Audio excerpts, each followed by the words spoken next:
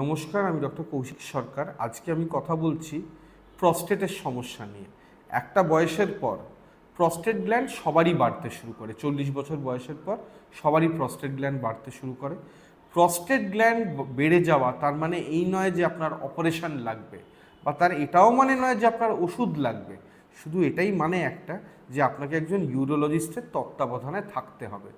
অনেক prostate patient কোনো health check আপের জন্য আলট্রাসাউন্ড করেছেন, প্রস্টেট দেখা যাচ্ছে যে প্রস্টেট বড় হয়েছে, তিনি এলেন আমাদের কাছে। অনেক ক্ষেত্রে আমরা বলে দিই যে কোনো চিকিৎসারই দরকার নেই, না সার্জিক্যাল না মেডিকেল, মানে কোনো ওষুধও দরকার নেই। ওষুধটা কখন দেব? যখন সমস্যা হবে তখন। অপারেশন কখন করব? যখন ওষুধে কাজ না দিচ্ছে তখন।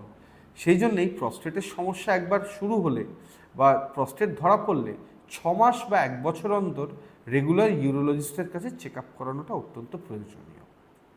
এটা থেকে যে কমপ্লিকেশন হতে পারে, না করলে কিডনির ক্ষতি হতে পারে, পেচ্ছাপের থলিতে পাথর জমে যেতে পারে, কিডনি ফেলিয়ার পর্যন্ত যেতে পারে। সেজন্যে পেচ্ছাপের সমস্যা যদি শুরু হয়, অবিলম্বে আপনার যেটা দরকার একজন ইউরোলজিস্টের শরণাপন্ন হওয়া।